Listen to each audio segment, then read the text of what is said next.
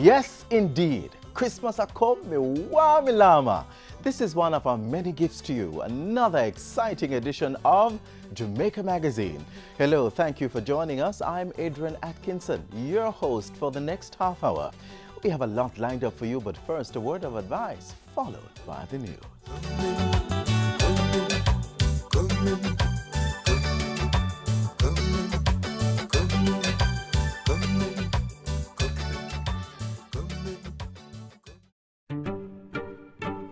They were heading home, playing in the streets just like they always did. When I'll see you again. My name is Sheldon Bell. I barely survived. My friend, she didn't.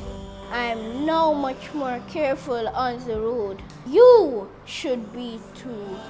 330 Jamaicans died in road crashes in 2014. 99 of the deceased were pedestrians. Road users, obey road rules. Walk, drive, and ride with care. Remember, road safety begins with you.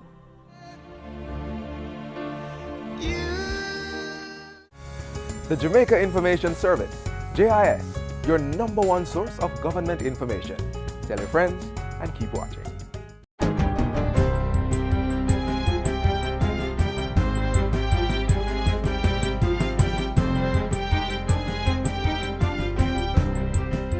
Good day, I'm Carrie Ann Smith, and this is your JIS News for Monday, December 12th.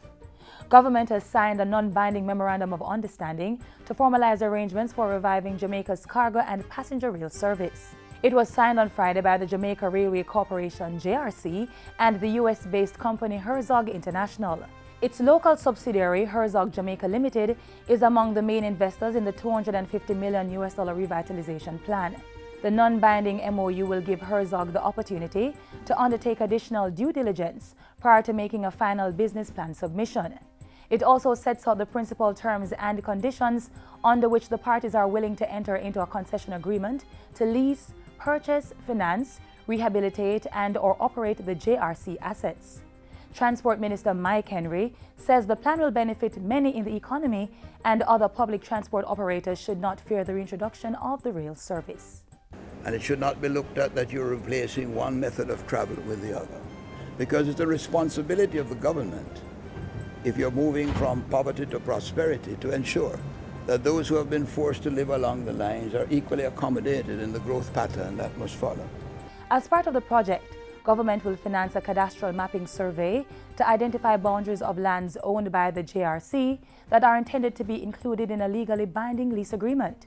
Phase 1 of the rail revitalization project involves the development of the Montego Bay to Appleton leg. Phase 2A takes the track from Spanish Town to Ureton and from Spanish Town to Clarendon Park. Phase 2B runs from Appleton to Clarendon Park, while Phase 3 is Spanish Town to Kingston. The fourth leg connects Vernon Field to the existing main line. More than 100 people are expected to find employment in the initial phase.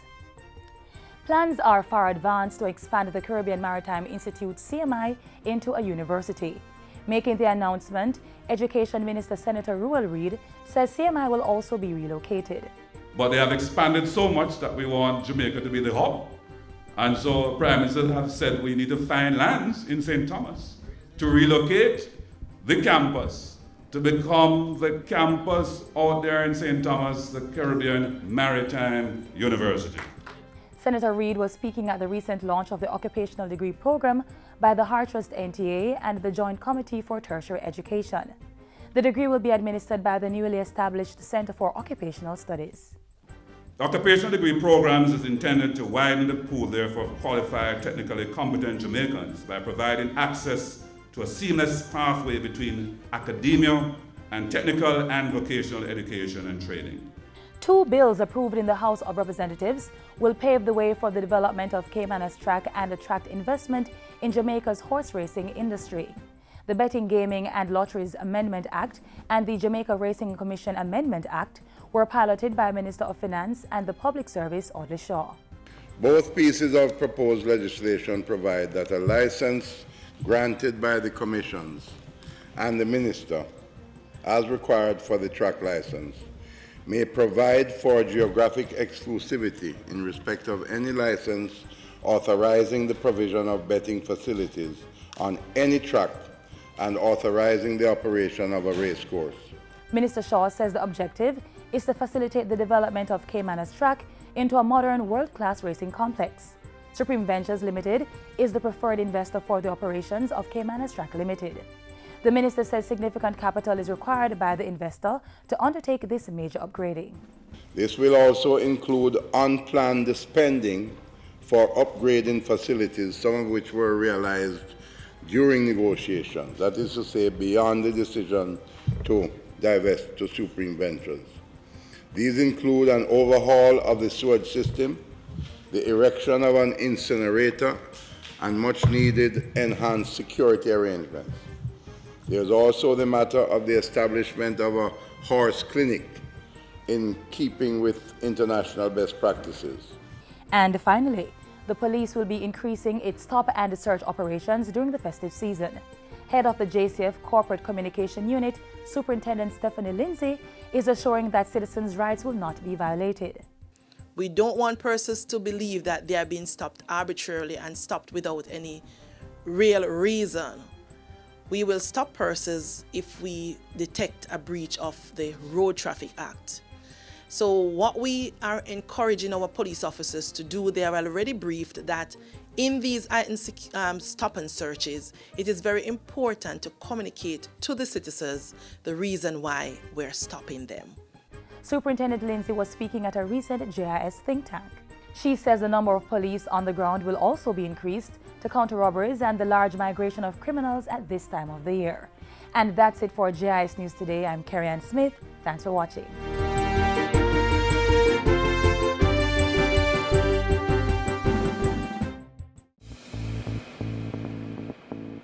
A healthy and educated people living in a clean, natural environment, reducing crime, improving the justice system and governance, building a prosperous economy.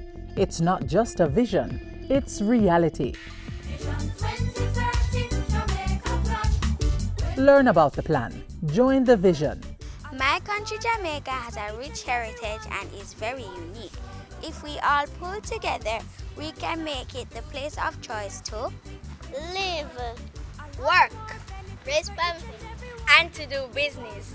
For more information on Vision 2030, call the Planning Institute of Jamaica or visit vision2030.gov.jm, your parish library, school library, or the Jamaica Information Service. New social partnership agreement signed. First phase of work policy for January, and Jamaica looks to strengthen relationship with Cuba. Those were but some of the news stories coming out of Jamaica House this past week. Take a look.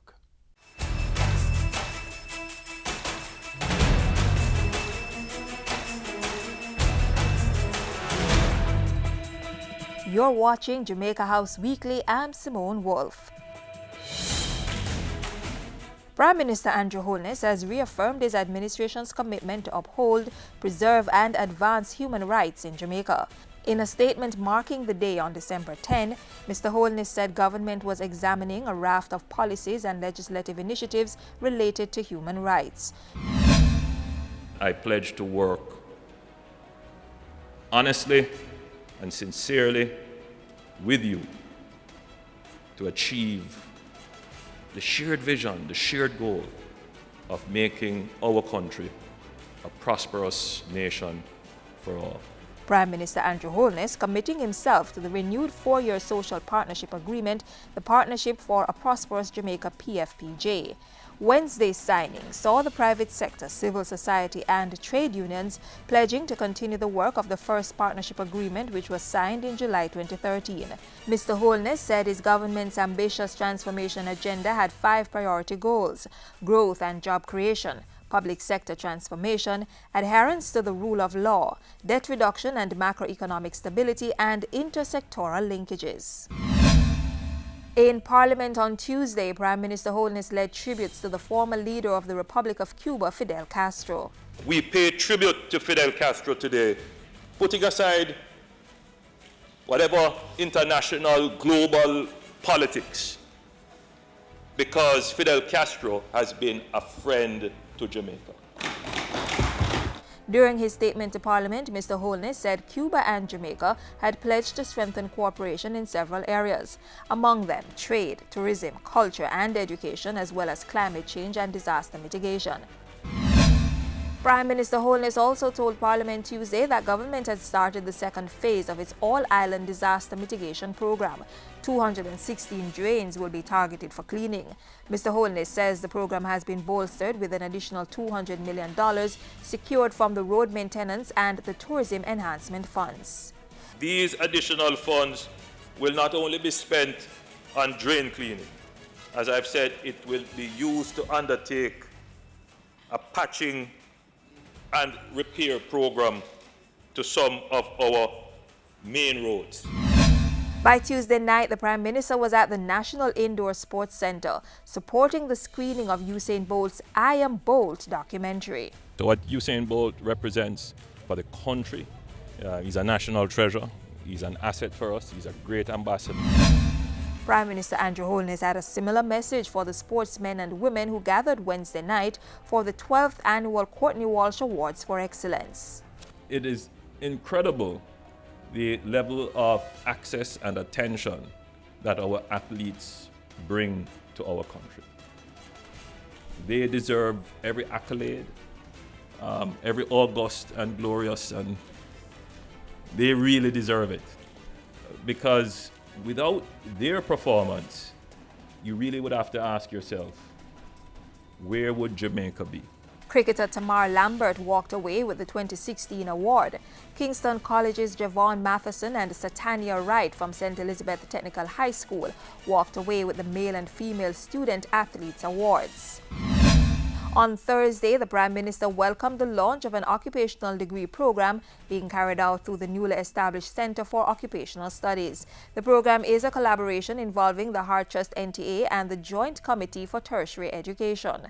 At Thursday's EduTVET conference in Montego Bay, Mr. Holness said government would be aligning education with the growth agenda. Part of that focus is greater investments in the business process outsourcing sector. Today, what we're about to do is to launch a program which will facilitate the expansion of these kinds of industries by creating a pool of trained human resources that will reduce the search, recruitment, and training time and expense to investors. And Prime Minister Andrew Holness announced Thursday that the first phase of government's Legs Work policy will be rolled out in January 2017. The Jamaica Defence Force will act as the first recruiters for the initial target's unattached youth. They will be getting a skill, a stipend, and giving service in critical national areas, and a part of that stipend goes into a compulsory saving program. The Prime Minister also announced plans to create a volunteer program which would see retirees and persons in the diaspora giving back in a structured way. That program would bring the diaspora closer to us, a greater understanding, and indeed preserve the link between Jamaicans at home and Jamaicans abroad. He was speaking Thursday at the Council for Voluntary Social Services Awards banquet. Just in time for the Christmas season, Mr. Holness treated wards of the state from 12 children's homes and places of safety at Vale Royal. Back at Jamaica House, the Prime Minister met with the Board of Directors of JAMPRO on Thursday. He also met with the newly appointed Jamaican High Commissioner to the United Kingdom, Seth George Ramakan, and held talks with a delegation from the Development Bank of Jamaica, headed by Chairman Chris Saka. And that's it for Jamaica House Weekly. Be sure to join us next time for more of the news coming out of the office of the Prime Minister.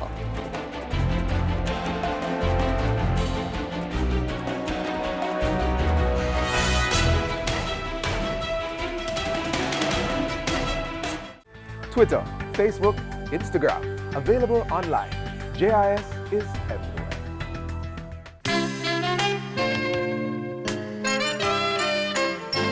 What Jamaica needs now is greater production.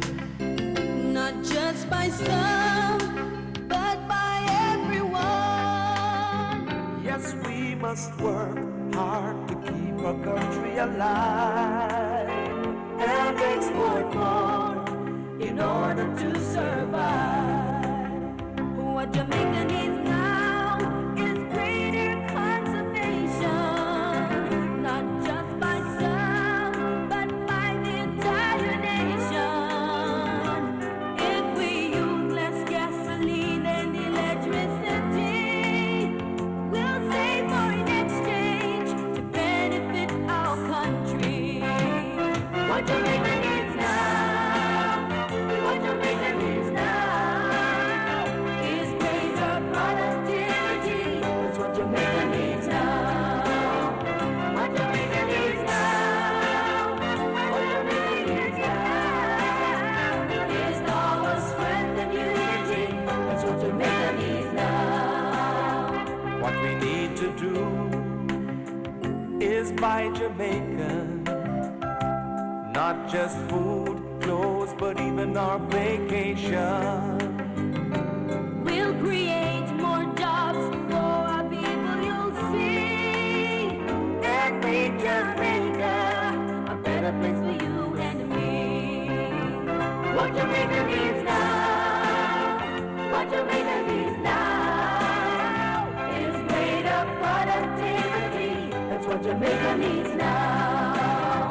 What Jamaica needs now, what Jamaica needs now, is our strength and unity.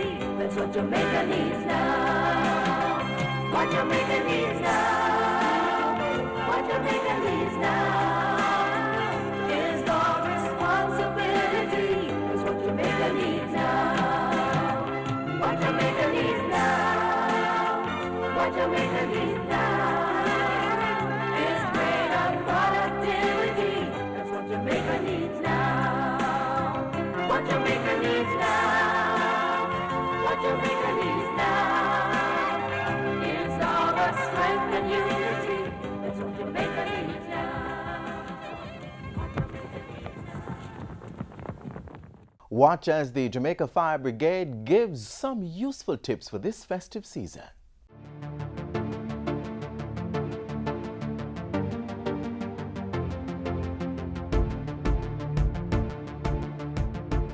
When it comes to Christmas lights, please ensure if you're leaving the house, plug them out.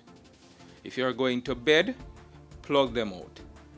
Now, for adults especially, don't tell yourself that the child is going to plug them out when they finish watching TV. We know a lot of persons will be purchasing Christmas trees. Make sure you look for the UL rating for man-made Christmas trees. If you're using a live tree, make sure that you cut some of the lower branches off so that it will be able to fit into a container that you can pour some water in. Make sure that you are putting some water in that container at least every day. And the reason for this is, even though it's a so-called dead tree, the branches are still soaking up some amount of water and maintaining some amount of moisture, which will keep it fresher for longer. The fresher it is, the least likely it will catch fire. Position your Christmas tree at least 3 feet away from all heat sources. And when we speak of heat sources, a television is a heat source, the cable box is a heat source, all appliances are heat sources. So make sure that you position these trees at least 3 feet away. And you want to ensure when you put the decorations on them as well, the lights as well, what you want to ensure is that there's circulation space around the tree. And that will help to maintain the room temperature around that tree. One of the main things that we have to point out when it comes to holiday cooking, never ever leave the cooking unattended.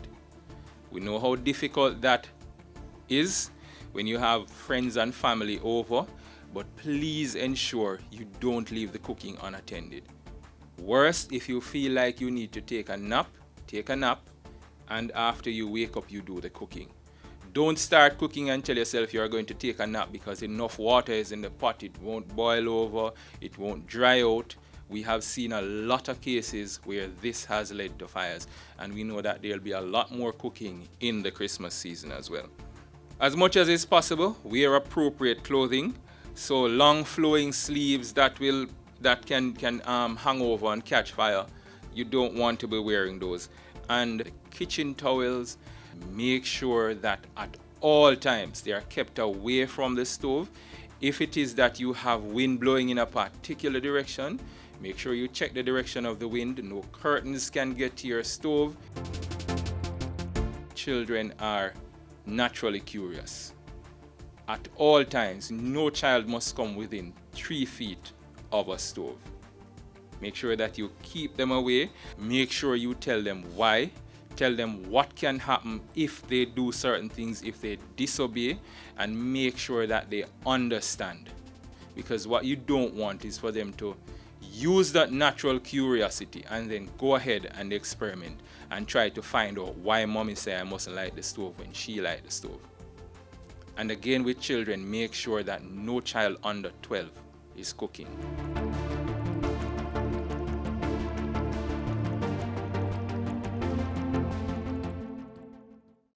Informing, educating, entertaining. That's what we do. Keep watching Jamaica Magazine. Give love on Christmas Day. Give love on Christmas Day. Christmas means that you should give to people and not try to think about receiving things.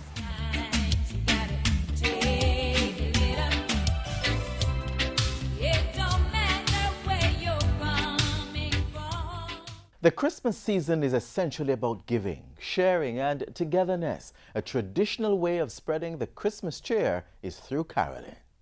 Hark how the bells, sweet silver bells, all seem to say, throw cares away. Christmas is here, bringing the cheer to young and old, meek and the bold. Ding dong, dong is the song, ding joyful ring, all caroling. It warms the soul. Mighty God Jehovah, counselor from the east. Often it comforts the sick, old, and lonely.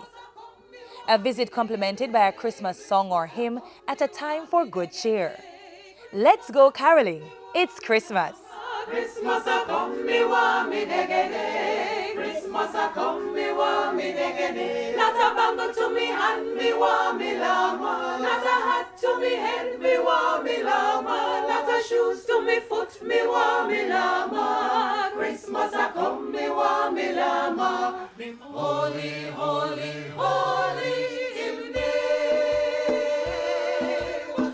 The idea of Christmas caroling brings to mind jolly churchgoers going door to door singing and entertaining along the way. Known as wassailing in the olden English days, it means to spread the spirit of Christmas through hymns. Research didn't prove when exactly the custom began, but it did give us the song Here We Come a Wassailing, sung as carolers wished good cheer to their neighbors in hopes of getting a gift in return.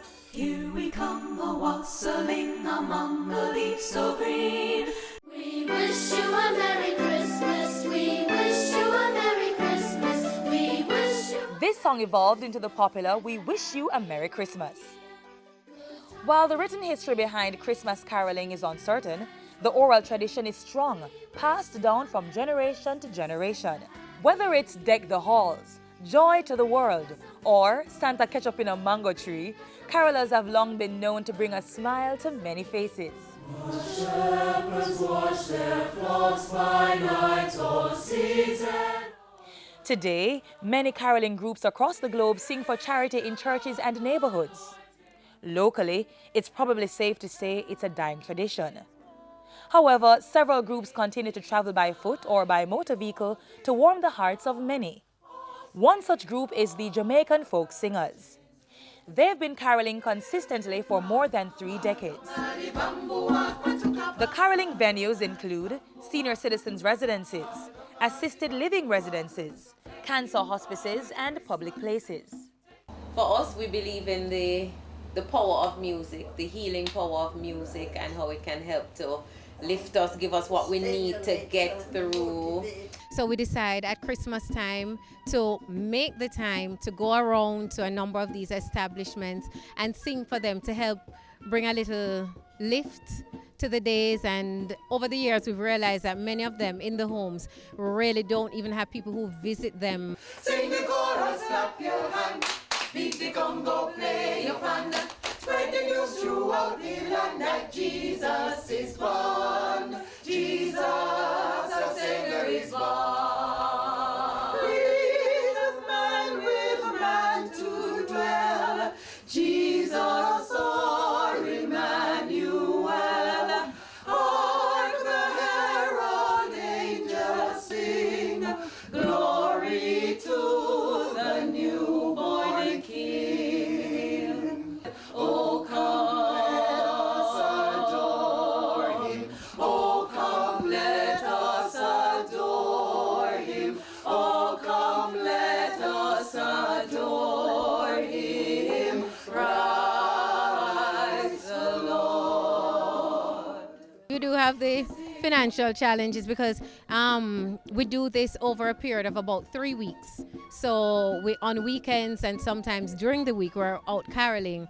But for us as members of the Jamaican Folk Singers, we recognize the importance of it. So we make the sacrifice willingly to do this because it's part of what we feel is fulfillment of our purpose here. What registers with us each time, you go to some of the homes and you see some of the residents at the homes who seem like they're in a totally different world. And when you start to sing, and particularly when we start to sing the traditional carols that they might have been accustomed to when they were going to church, growing up as children and young adults, and you see either the tears or the smiles that come from that, it makes it worth it. And here on our Carib Island, our Christmas sunbeams shine for the baby of Christmas. Shine, sunbeams, shine. And here on our Carib Island, our Christmas sunbeams shine for the baby of Christmas. Shine, sunbeams, shine.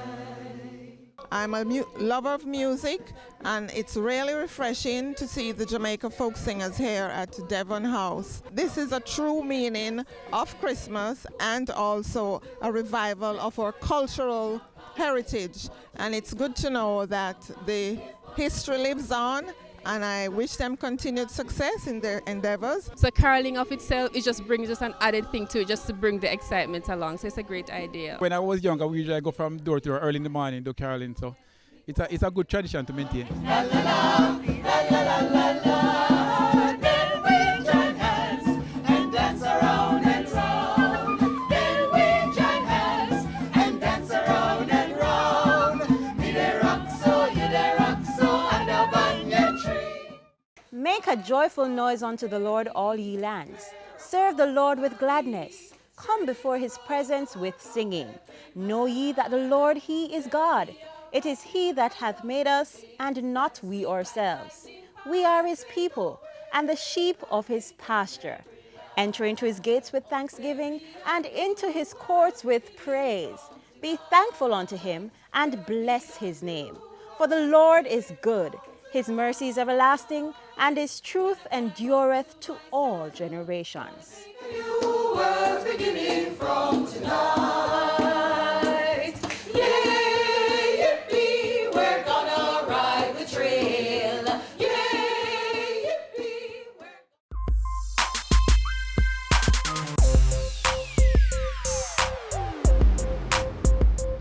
And that's how we closed off today's edition of Jamaica Magazine. Hope you enjoyed our offering.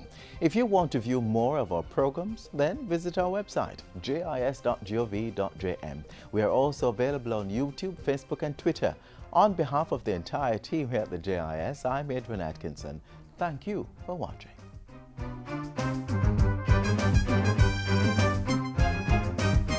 This has been a production of the Jamaica Information Service, the voice of Jamaica.